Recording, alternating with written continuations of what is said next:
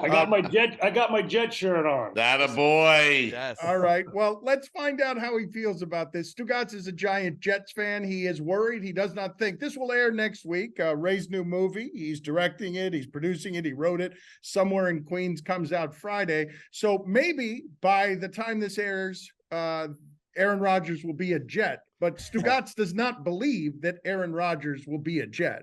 Yeah, I am a Jet fan, not a Giants and Jets fan. I'm just a big Jets fan.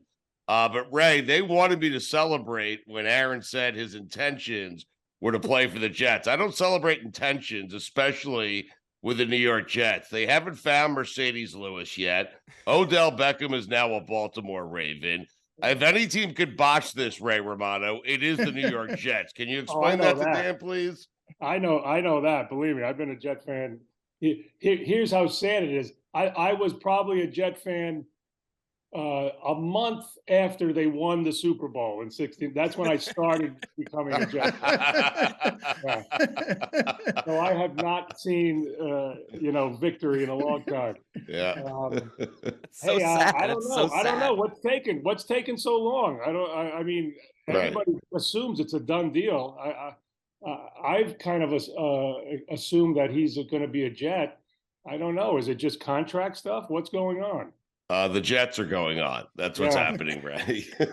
What is the most, Ray? You're a big sports fan. What is the most a team or a moment has broken your heart in sports? Because you have many to choose from with the Mets and the Jets. Yeah, I'm going to be honest with you. I grew up a Yankee fan. I don't know if Chris, but it's actually your father-in-law who made me a Yankee fan. But I thought you've moved over to the Mets, kind of. I haven't moved over. I am in New York now that I live in LA. I want to be loyal to New York. So where you used to be a Yankee fan and hate the Mets, I stopped that now. I root for New York, but first and foremost, I was a Yankee. I'm a Yankee fan and Jets. I was Yankee Jets, which is a weird combo. I know. Yeah. What is my most heartbreaking? Oh God, I don't know. I mean, I remember when the Jets were 10-0 with Ken O'Brien. Do you remember that? Oh, that was a fun year. Yeah. Greatest 10 weeks of my life, Ray. And then they lost the last 6 games. Yeah. Worst 6 weeks of my life, Ray. I was at the butt fumble game. I was there with my kids. I was there. But by the way, I think, I'm a huge Jet fan. I think all the stuff that Sanchez gets for that is bullcrap. He took us to 2 championship games. Yeah, and he's it's the man in the arena. He's the man in the arena, man. You can't criticize the guy who's out there every day and some weird play happens. The World Series of Poker, when you played it in 2008, any memorable details from that? Not that I expect you to remember the cards, but that can be a grueling, draining affair if you stay in it for a while. Well, why are you pointing out that year? Because I played a lot of years in a row. Oh, yeah. Oh, forgive me. I did not know that you played. I thought there was a reason for that year. That's probably the first year I played. That's the only tournament I play is the main event one. And I played every year for about 6 or 7 years in a row. And I never made I never cashed. You got to go to like late day 3 to hit the money. And I got very close one year. I got to midday 3. And it's just, I don't have any story for it. It's just, I think I had pocket kings and I lost to pocket aces. But it's so devastating.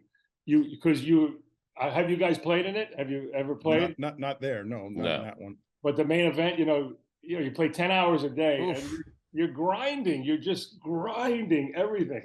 And to make it 3.5 days, and not make it to the cash, the bubble, I don't know, man. It takes a while to get over it. It's such a blow. Do you get delirious at playing 10 straight hours? Like you must start seeing like every 3 2 cards. hours you get a 15-minute break and then you get a dinner break.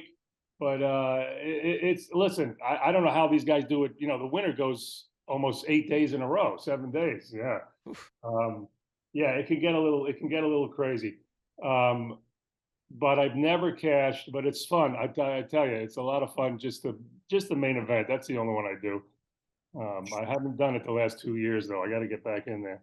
Check out his new film, Somewhere in Queens. It's in theaters April 21st. He's testing himself here by doing the producing, starring, the writing, the directing. We'll talk about that in a second. But when you say fun, Ray, when you talk about fun, what do you regard at any time in your professional career as the space that was the most fun, whether it's stand-up comedy or something else that you were doing? I imagine perhaps people think that Everyone Loves Raymond was fun, and maybe it was, but having a successful TV show can be a ton of arduous work too. Yes, crazy amount of work, because I was in the writer's room every day for Everybody Loves Raymond, and I was in the edit room. Then the next show I did, Men of a Certain Age, was even more work, because that was a single camera. This, a sitcom is 4 cameras pointing at you. A single camera is like doing a film every week. So that was, I didn't even know how much work that was. But as far as fun, look, yes, it was a lot of work, but it was brand new. I was just a stand-up at the time, and to have my own show, it was crazy. I will say recently, the most fun I've had in these films I've been doing, or not even films, but other TV shows, was Vinyl. It was only 1 season, but oh man, it was in New York City. It was about the rock and roll in the 70s. I'm playing one of those music agents, and I'm snorting fake coke. I'm having fake threesomes. It was so crazy. And I'm with Bobby Cannavale is the star, and Mick Jagger was producing it. Scorsese did the pilot. I'm doing scenes with actors who are playing David Bowie and Led Zeppelin and Elvis Presley. It was so much fun, and it got canceled after 10 episodes. But yeah, I got to do it's funny, when the week I had to do this threesome scene, Bobby Cannavale, the actor, yes, Bobby yes. Cannavale? Mm-hmm. Okay, yeah. So I said, I was nervous, and I said to him, have you ever had a threesome? And at first I said, I go, yeah. He said, yeah. I go, how many? And he goes, he had to think for a second, which blew my mind. How could you not know the exact number? That to me is like, how many times have you been struck by lightning? Right. You know exactly how many times you've been struck by lightning. Yeah. What do you regard as being as hard as stand-up comedy? Because people in your profession say that's the hardest thing. Yeah, and it really is.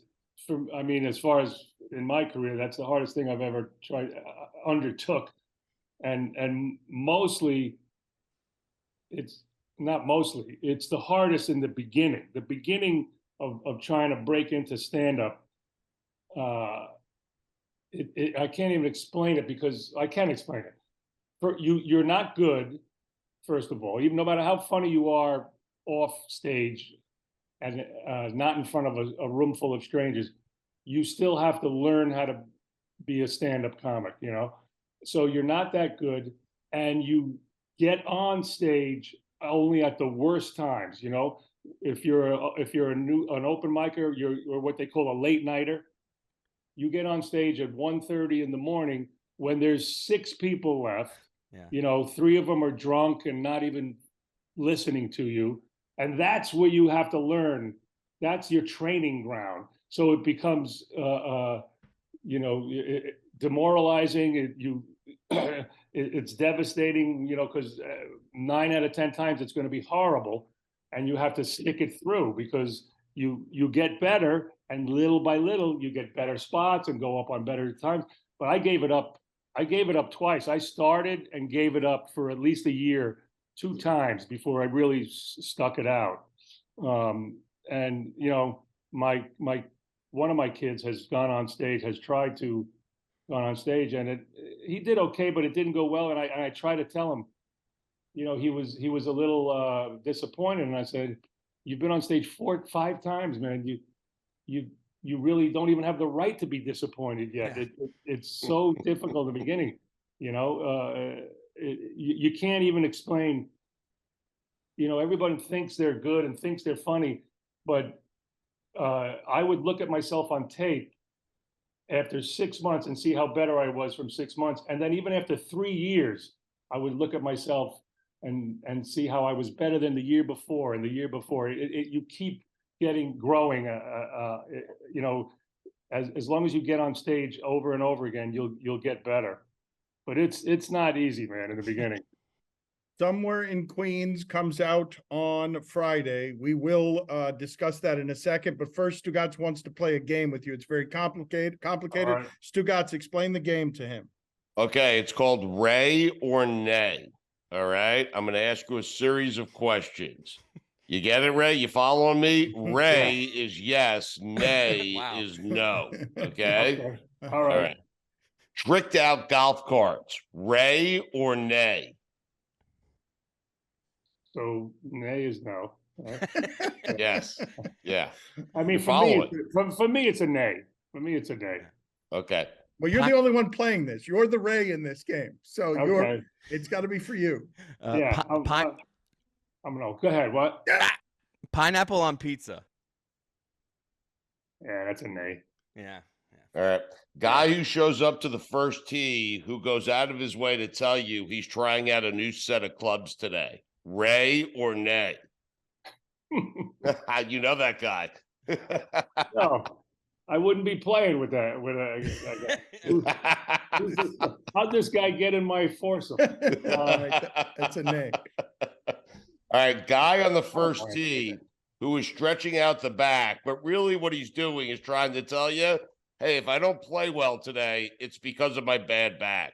Ray or nay? Is that a question? He knows that guy, though. Yeah, I know that guy because it's probably me. It's probably me. I saw Ray in Tahoe. Ray would go over to they take care of you in Tahoe at the celebrity tournament. They got like massage tables and all that stuff for you guys. You saw me last year there going to the PT tent. Yeah. Because I had plantar fasciitis. That's right. Yeah. Ouch. Yeah. Oh, You were man, getting it a was lot of bad. massages. We noticed. Yes. Go ahead, Chris. Were you there? Were you there too? Yeah. Yeah, we were all there. Yeah. Oh yeah. Yeah. And Wearing- the wild thing was Annika Sorenstam came in and she sat next to me and they were working on her and she had this. She said, "Yeah, I get up and I go to the bathroom. My foot, I can't walk in the middle of the night." I said, "That's the same thing as me." I kind of like that. The best golfer, the female golfer in the Yes. world, had the same ailment that I Yes. did. You know? Wearing sunglasses at a poker table. Ray or nay? I don't do it.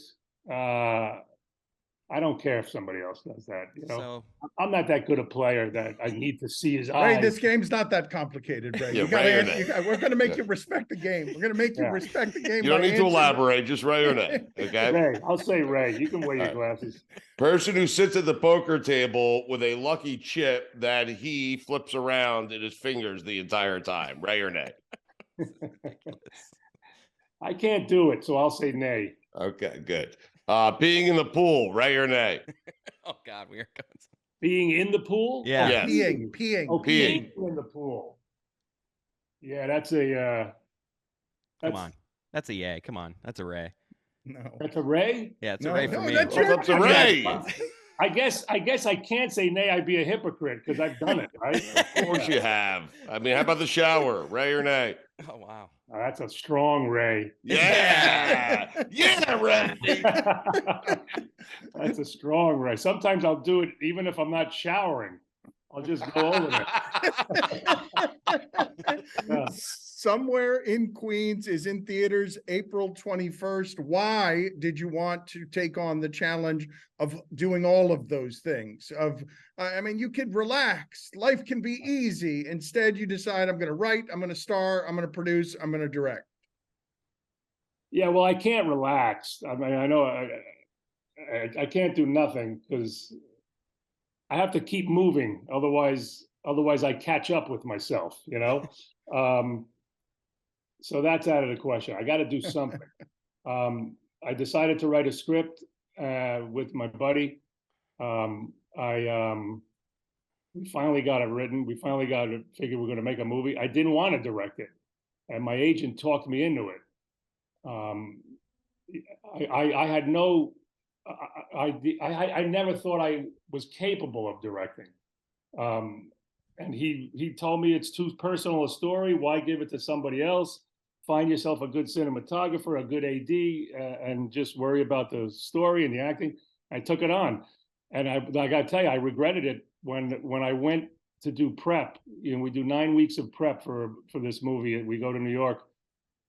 On the first night, I called my agent up at 1 a.m. I said, I can't do it, man. I'm a nervous wreck now. We got 9 weeks of prep just before the movie even starts filming. He's like, relax. 2 days later, I had to go to my cardiologist and get on a treadmill because I was getting chest pains. I was such a wreck about this. But when we finally started, it all went away. Once we started filming, it went away, and ultimately I was happy that he made me do it because it ended up being a good experience. But yeah, I mean, I wanted to take on the challenge of writing a movie. I never intended to direct it, but I'm glad I did. But I can't sit and do nothing. I'm too crazy for that. How often does that kind of anxiety make an appearance with your creative projects? My anxiety is ongoing. So creative or not, I'm always dealing with something. As far as stand up, I don't really get that anxious with stand up. I still get a little nervous before every show, but that's kind of a good thing. I'm playing Vegas this weekend. By the way, I'm playing a 1,200 seat theater. There's still 500 empty seats if you want to plug that for me. Is that we will plug it for you. Unfortunately, this is running after that particular weekend. That's right. So forget about it. But consider it plugged. So the next one's in October. There's one in October. There you go. But I was surprised at how much my anxiety affected me when this movie was starting, really. I have this weird story. This is a boring story, but this is on tape, right? So you can cut this. But before the night before we started filming, so 9 weeks of prep, that I'm going to start directing the next morning. I said, let's go out to dinner. I drive in Manhattan, pick up the other producers, go to dinner. It's still daylight. I'm at a red light. The red light flash goes off because this guy next to me went through the red light. I'm only saying that because in hindsight, I think that's why what happened. But I start driving and I look, and a pedestrian has his face looks green to me. And I'm like, what's going on? Why's that guy got a green face? I'm like, all right, maybe he went to some freaky party or something. I don't know. It's in the Bowery. I'm on the Bowery. I get the end of the block, and some woman's pushing a baby in a stroller, and she's got half a green face. I'm like, okay, what's going on? I'm driving. I get my phone to see if it's St. Patty's Day. That's how crazy that was. I'm like, is there a party or something? Why do people have green faces? I'm not making this shit up.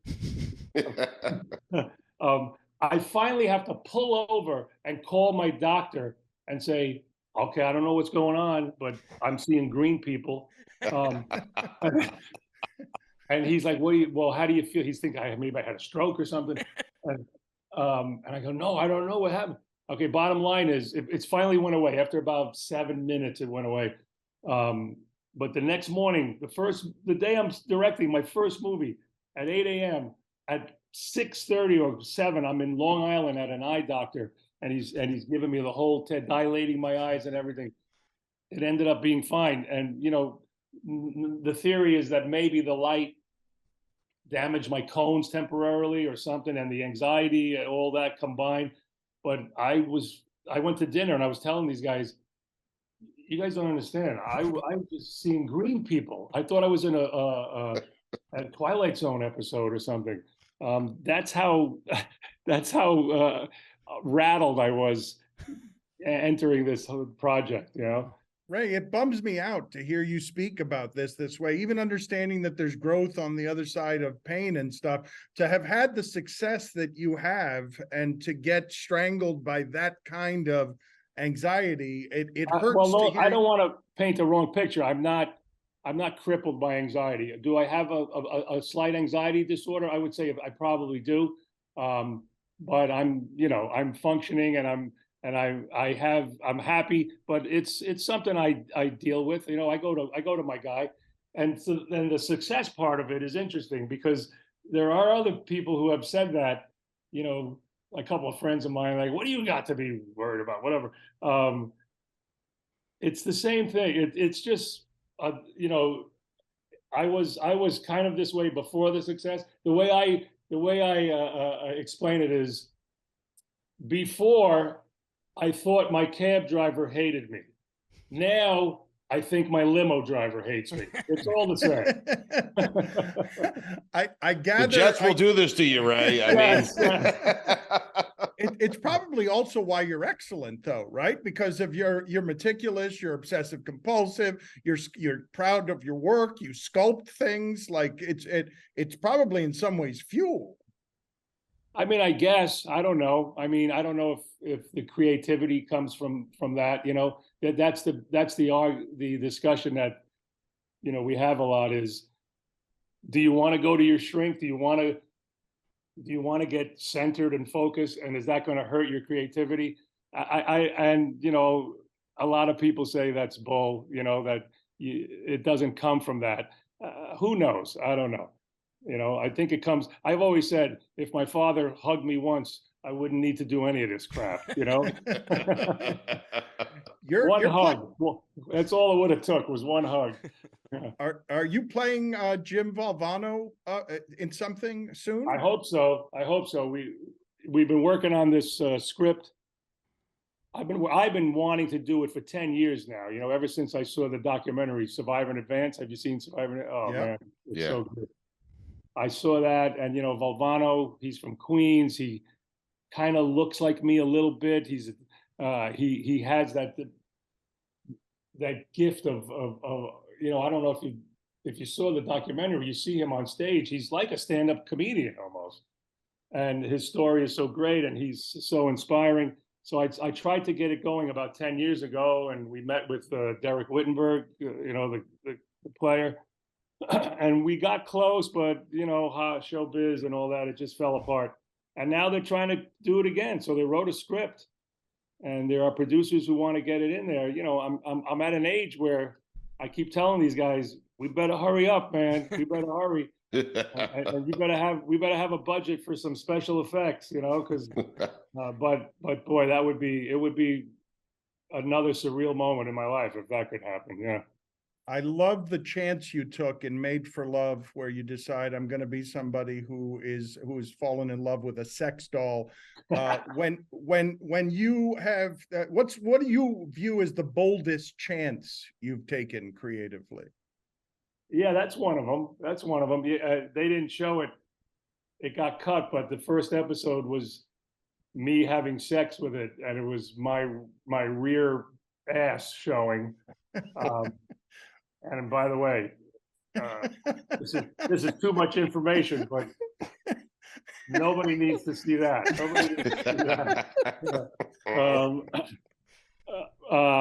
So that was a move, you know, taking that on and you know, bringing some humanity to that character was a challenge that I wanted to take. And you know, of course, this directing thing, you know, this all falls on I was the writer, the star, and the director of this movie. There's no one to blame but me, man. I'm if my anxiety meter is ever going to get high, it's going to be in the next couple of weeks. I'll tell you that, as we lead up to the release of this movie.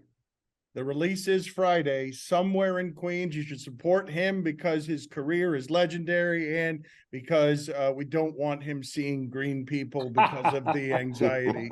Ray, thank you. We always enjoy our time with you. Thank you, sir. I appreciate it. Thank you, guys. Thank you, Ray. Thanks, Fix it Ray. in post. All right, bye.